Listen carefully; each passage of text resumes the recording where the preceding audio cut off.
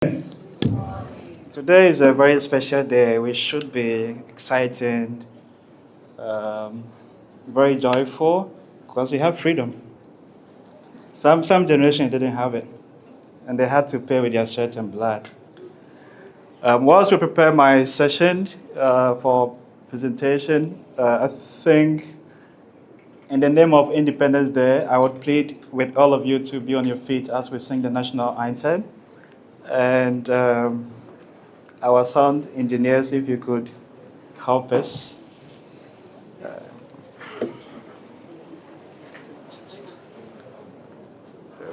Okay. Good. All right. So we are going to sing our national anthem. Please on my mic before. Okay. And as we're going to sing this, I want you to sing with your heart and soul. Today we are 69 years old. In fact, if you have a granny or parent, I'm sure you could see the states of a 69-year-old parents, the kind of life they've lived, the legacy they've built, the babies they born, and how they taking care of them throughout their life. So our nation, Ghana, had been a very good mother for us. Today we enjoy electricity, internet, free education, among other things. And that was a price some generation have to pay for us to be here. So on my mark, we're going to collectively sing the national anthem. 1, 2, 3.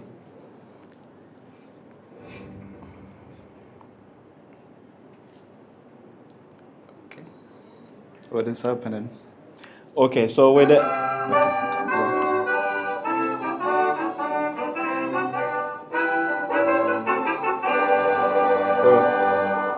One, two. God.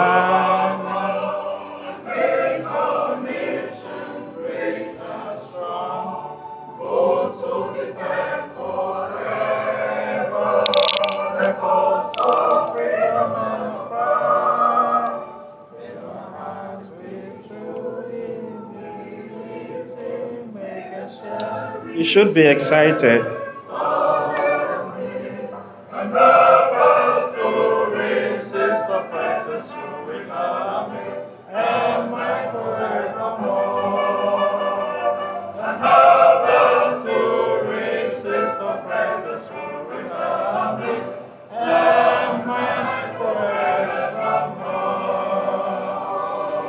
Thank you. Please, let's have a seat.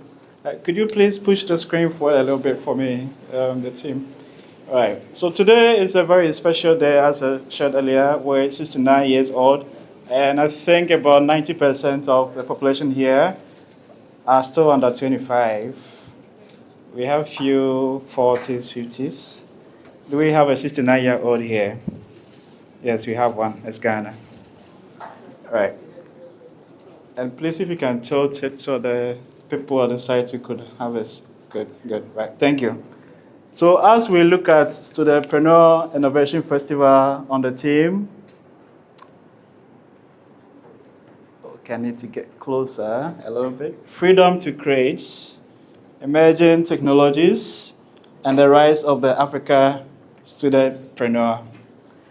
I'm going to lead a very short presentation on how far we've come as a nation, as a continent, what price has been paid already for us to enjoy what we're enjoying today, and what it means for 21st century young people to fight for independence, and what sort of fight we have to fight, and what it looks like. So, building the future we want through emerging technologies. Last year, we had a session like this where those who were here at the time, through the work we have been doing over the past 10 years, as we look into building our independence for the 21st century. Today we're going to go back a bit into history to understand what fight was fought. I'm sure most of us here, our history book today might not be teaching us a lot of that.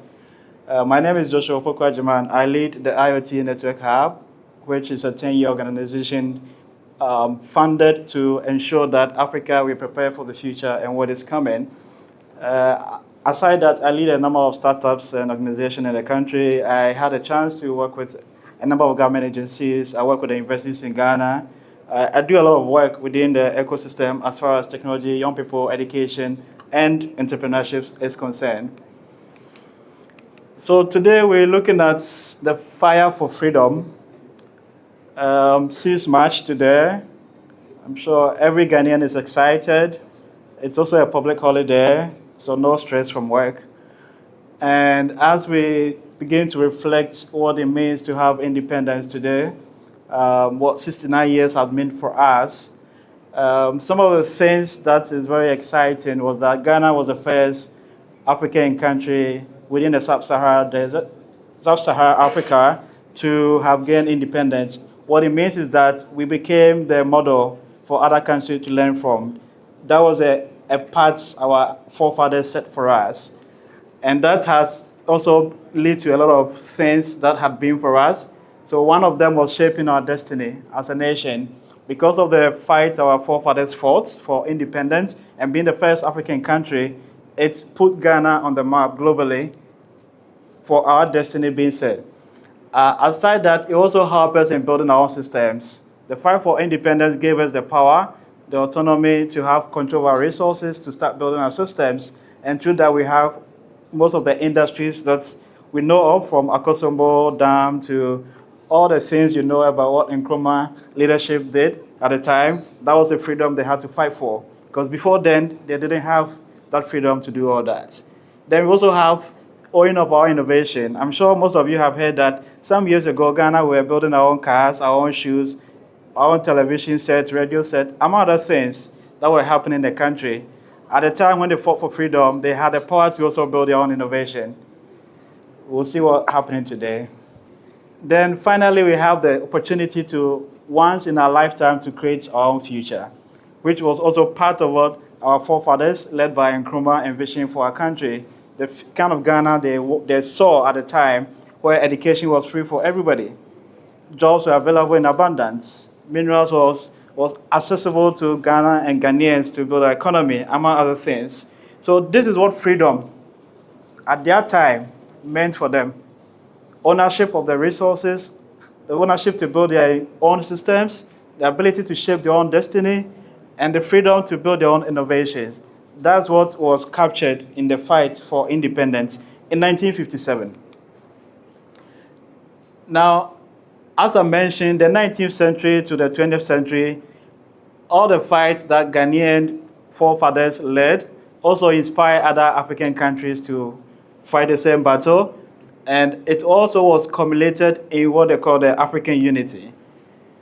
Now, we have the rise of the African nationalism, where today, as we speak, we've seen a lot of political consciousness where a lot of African leaders are beginning to think and see what the earlier generation fought for.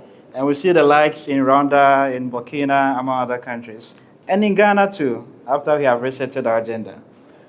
Then we also see the movement on grassroots mobilization. A lot of civil society organizations are rising up. A number of them here in Ghana. A number of the youth organizations here in this room are also doing that. It's also a rise of African nationalism, where we want to start owning our own future, our own technologies, our own innovation, and defining what our future should look like. Then we also have the organized resistance, those who are fighting against what our predecessors fought for: political stability, political structures, leadership structures, corruptions, among others. Then finally, we're looking at a new leadership. It's also one of the things that is embodied in the African nationalism. Now, independence movement across Africa start with the organized resistance, united vision, mass mobilization, and that's what has been the path for us since the earlier fight. Now, Ghana leads Africa in 1957 in independence. A lot has been shared on that. And that dream of Pan-African unity brought shared vision, solidarity, strategic advantage, and collective progress. Now, what independence had helped us achieve, also have mentioned a number of that shared. The end of colonial rule. Now we have self-governments and self-government now, as Nkrumah said at the time. We've been able to build our foundations, our road, our classrooms, infrastructures, and other things. Have a national pride. We are proud to be Ghanaian and African, and we're not ashamed of that. And wherever Ghanaians go outside Africa, they excel. And when you travel outside Ghana and you call yourself or you confidently tell people you're Ghanaian, they respect you for that. So these are all global impacts that our independence has brought to us. However, we have an unfinished business. The freedom our ancestors fought for had changed or had evolved. In the 21st century, what we're fighting for might not be with weapon and battle, but then we have a very big battle to fight, and that we'll look at that. So we're looking at economic dependency. In as much as we have the freedom to build our innovation, do all the things that they fought for earlier, we still have dependency on economy. We also still have technology gap. All the technologies we're using are mostly imported. We don't have our own chat systems, our own AI systems, among other technologies, which we have to depend on colonial masters to use these technologies for our work in our life. Then finally, intellectual infrastructure. When we invent innovations, it's not being protected. But when Ghanaians go abroad to study and invent innovation, they take ownership of that. So intellectually, the best minds that leaves our country, when they go there, whatever they innovate and build and invent, it doesn't come back to us. So that's also another unfinished business we need to fight for in the 21st century. Okay. Now, as we look at the new battlefield, it's very exciting that we are in the age of digital transformation, AI, and emerging technologies. And the challenge for us young people is that we need to leverage on these technologies to fight for our independence. The independence we are enjoying, the freedom and justice, was not designed for us. It's the foundation for us to build on top. And for us to be able to build that independent for the next generation, we need to make sure that we are shaping the future with emerging technologies. So I was excited when the earlier partners came to share the work they are doing in AI, robotics, and all that. That's the part we have to take. And that's the collective part we all have to take to ensure that we are building the next independence for the next generation to come. Now, some opportunities that we have as a continent is 60% of our population are under 25. It means we have the most youthful population in the world. It's an opportunity for us. We also have young Africans, over 400 million of them, who are ready to innovate. Also an opportunity to drive this next mission that we have to do. Then we have 1.4 billion projected by 2050, new population adding up to our population. Currently, we are about 1.2 billion population as a continent. By 2050, which is 24 years from now, we are going to have 2.4 billion. So we're going to have a new 1.4 billion lives adding up to our continent. These are opportunities that when we're able to fight for our independence in the 21st century, it could be opportunities for us. Now, the rise of the Africa studentpreneur, we're looking at students becoming founders and not necessarily job seekers. I'm not saying looking for a job is bad, but the mindset that I have to go to university and there's a job sitting there waiting for you is not more there, and it's not for you. It wasn't an independence fought for us, it was for our parents. So after school, their job were guaranteed. In our generation, it's not. And that's a fight we have to fight to ensure that we are building more organization, creating more jobs for young people. We also need to have innovation labs in our schools. The paper and pen and exams is also for that generation. They are dying with it. Our generation, our freedom, our independence is having a place where we can innovate, we can think, we can solve problems. And that's what Innovation Lab does. Then we also need to be building solutions to our problems. We can't keep importing technology. If we keep doing that, just like what is happening with our cocoa and gold and oil, we hustle to grow them, produce them, but I don't think Valentine Day everybody here ate chocolates, did you? And even if you ate, it was expensive, about 30 cedis for a small bar with only 40% cocoa when the cocoa was grown here. So that's what is going to happen with our technology. If we don't build independence for our technology, we'll keep importing, they'll take away all our data, our sovereignty, our intellectual property, and we have to pay so much for them back. Then finally, our future workforce. The 1.4 billion population coming, they are going to need jobs. Who is going to create them? So these are all big questions we have to start asking ourselves as young people as we look into the future for our independence. Now, for us to be builders of the future, These are three key things we need to all possess. Our ability to imagine solution, imagination. It's a skill or it's a tool we all have as human. We all have the power to imagine a better life, a better future. So with our imagination, we can create both solutions. We need to also build innovation. So I'm excited. The programs have a lot of activities where young people are going to build solutions. Then we need to also look at how do we scale our technologies to impact our continent at large. And that's why Nkrumah kept emphasizing about the independence of Ghana is meaningless unless it's tied to the total liberation of the African continent. When it comes to our generation too, when you build technology and it's just serving Ghana, it's meaningless. Until your technology can solve African problem, we're still going to have challenges with our independence on or dependent on technology from the Western countries. Now, technology as a liberation. Again, I'm excited again because our generation, we like technology. There are TikToks, there's smartphones. Even kids in the womb know how to operate smartphones before they come out, right? So that's an opportunity for us. But the point is, how do we ensure that young people who are passionate about technology are using the tool as a weapon for independence for the 21st century? And that's a message for all of us. The technology that we have is a very powerful tool, and we need to leverage on that to build our independence for the 21st century. Now, some of the things that we can look at is how do we apply AI for smart agriculture? Our continent is backed by agriculture. The backbone of our continent is agriculture. How much of technology are we building to ensure that we can grow to feed the world? Right. Also looking at financial inclusion.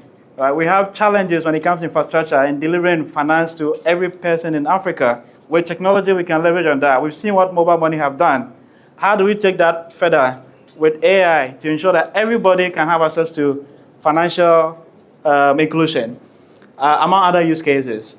So African solutions will have to be built for Africa by Africans in the context of African challenges, and we understand our problems more than anyone, and it's our responsibility to ensure that we build that, and after building it, we should be able to scale them across all borders to the 54 countries of our continent, and that's how we'll build our liberation using technology. So some of a few things that are encapsulated in our independence as we look into the future. One, we need to have our continental infrastructure. Two, we need to look at cross-border ecosystem. Three, we need to look at knowledge economy, research collaboration, among others. So as I'm wrapping up, this is a challenge to the youths. Today, everybody here is a youth, irrespective of your age. Right. So these are key things that I want to challenge all of you, that you need to learn tomorrow's technologies. The battles of the future are going to be fought with the technologies of tomorrow. So every young person needs to ensure that they are acquiring skills in this area. And we need to also ensure that after learning, we are building solutions to the problems we face on the continent and collaborate with others beyond our boundaries, beyond Ghana, collaborate with other countries to expand your solutions to other countries. Then let's carry the freedom forward for the next generation. So as I'm wrapping up, what is happening there? Can you click on my slides? I think you touched something. As I'm wrapping up, I just want to also give you a glimpse of what our future will look like. As we meet here again by 2057, when Ghana is 100 years, we are expecting to see a better Ghana. And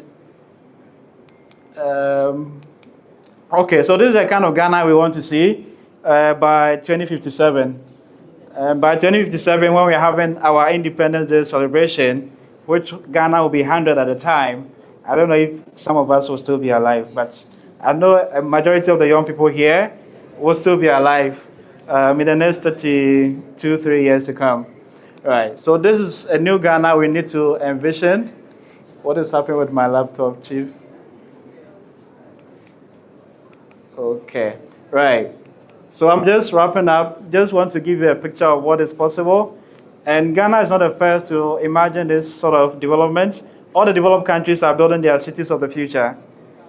Dubai, China, Korea, US, all the countries are reimagining how they can use these technologies to build their city of the future.